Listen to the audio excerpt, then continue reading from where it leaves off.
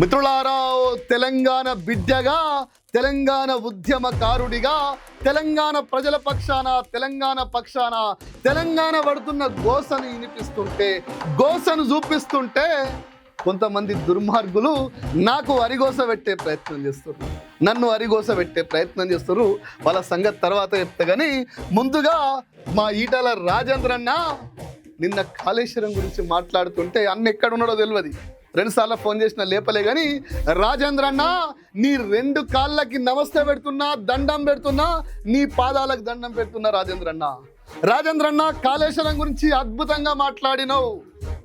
రాజేంద్ర అన్న, ఈ దేశానికి స్వాతంత్రం వచ్చిన నుంచి ఈ 70 ఏళ్లలో నా తెలంగాణకు నీళ్ళు ఇచ్చినోడు ఎవరు లేడు. రాజేంద్ర అన్న గట్టిగా, రాజేంద్ర అన్న నీళ్ళ కోసం విద్యాసాగర్ రావు లాంటి వాళ్ళు మాట్లాడినప్పుడు ఉండువిల్లి గండువిల్లి లాంటి వాళ్ళు టీవీలలో ఏమని మాట్లాడేటోళ్ళు, తెలంగాణ అంటే డక్కన్ పీఠభూములు 600 మీటర్లు హైట్ ఉంటాయి, మీకు నీళ్ళు ఎక్కడి అన్నారు. రాజేంద్ర అన్న తలాపున వాడుతుంది మన చెరువు మన శిలక అని కృష్ణమ్మను గోదారమ్మను పోతుంటే కాపాడలేని నిస్సాయత నుంచి మీరు ఆనాడు స్టేజీల మీదనైనా అసెంబ్లీలోనైనా మీరు మాట్లాడుతుంటే మీ ప్రతి మాట ఒక ఈటైంది, సీమాంధ్ర గుండెల్లో గుణపమైంది, తెలంగాణ రాష్ట్ర ఏర్పాటులో ఒక ఆయుధమైంది. రాజేంద్ర అన్న మీ 2 కాళ్ళు మొక్కి అడుగుతున్నా, మళ్ళీ తెలంగాణ పక్షాన నాటి తెలంగాణ మట్టి బిడ్డగా వాయిస్ నింపేయమనుకున్నా.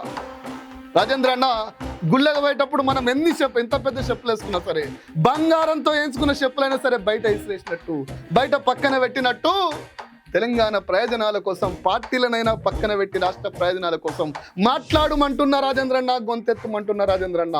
నాకు ఇంకొక ఆలోచన లేదు రాజేంద్ర అన్న, నేను గతం లేదని అంటే క్షమించమని అడుగుతున్నా. 2 కాళ్ళు పట్టుకొని మాట్లాడుతున్నా రాజేంద్ర అన్న, దయచేసి అర్థం చేసుకోండి.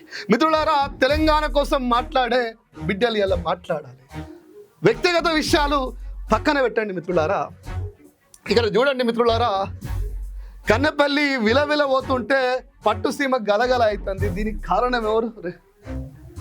తలాపున వారుతుంది మన చేను మన శిలక ఎడారి అని ఆంధ్రబాబు చేస్తుండు తమాషా అని ఆనాడు రాసిన పాట ఈరోజు కూడా నిజమవుతుంది.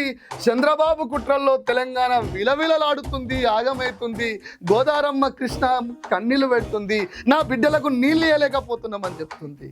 కానీ ఇక్కడున్న నాయకులు మేడిగడ్డ కూలిపోయింది కుంగిపోయిందని కన్నేపల్లి కాడ కరెంట్ ఆన్ చేయాల్సిన సన్నాసులు సాకులు చెప్తున్నారు. ఒకసారి ఆలోచన చేయండి, బాధతో చెప్తున్నా.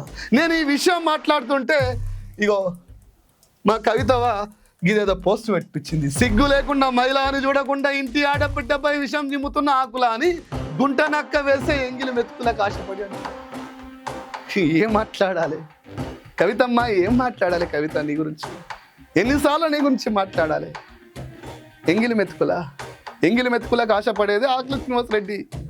నా ఎంగిలి మెతుకులు కాదమ్మా, నా కుటుంబం వల్ల, నా తల్లి కష్టం వల్ల ఇలా నువ్వు ఎంగిలి మెతుకులు దీన్ని బతికినవంటున్నావు.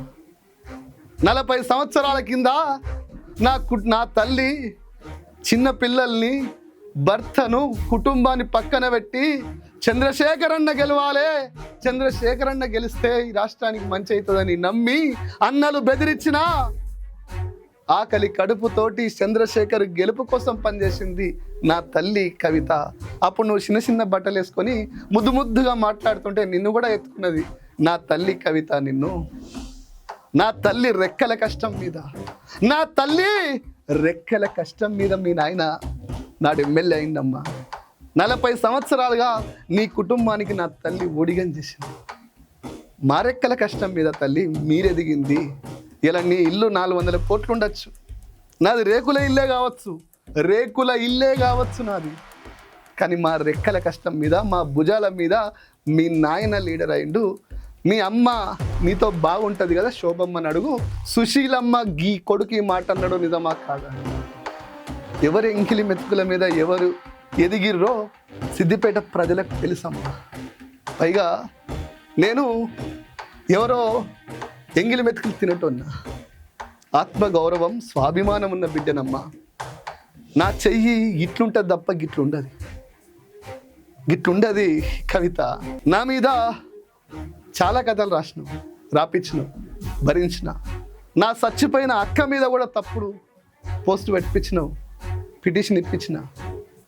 పట్ట భూమిని పరంపోగా అనిపించినావు, పిటిషన్ ఇప్పించిన. ఇలా ఎంగిలి మెతుకులు అంటున్నావు. ఎంగిలి బతికే వరదో ఒకసారి ఆలోచన చేయండి మిత్రులారా. కేసీఆర్కి తెలుసు, అందుకే కదా ఈమెను పక్కన పెట్టింది. కేసీఆర్ తనను సంపితే భరిస్తాడేమో కానీ రాష్ట్రానికి ద్రోహం చేస్తే సహించాడు అని నేను ఇంకా నమ్ముతున్నా. అందుకనే కేసీఆర్ స్వాస్థాలతోటి సస్పెండ్ చేసింది. అయినా మనకి బుద్ధి వస్తలేదు. ఎందుకంటే మన దోస్తా. ఓ సామెత ఉంటుంది ఇంగ్లీష్లో, tell me your company I still tell you what you are అని.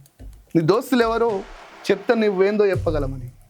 2009, 10, 11లో అడికోర్ అనే కంపెనీలో నీ పార్ట్నర్ రేవంత్ రెడ్డి, సృజన్ రెడ్డి, నువ్వు తెలంగాణ ఉద్యమం నడుస్తున్నప్పుడు బిడ్డలు పిట్టల లెక్క రాలిపోతుంటే, పెట్రోల్ పోసుకొని తగలబడుతుంటే నువ్వు పార్ట్నర్షిప్లో బిజినెస్ స్టార్ట్ చేసినావు ఆంధ్రోళ్ళతోటి. ఇది నీ బతుకు. తెలంగాణ ద్రోహులని నేను కనీసం షేక్ హ్యాండ్ కూడా ఇయ్య. మీరు బిజినెస్లు చేస్తారు. మీకు మాకు చాలా తేడా ఉంటుంది తల్లి.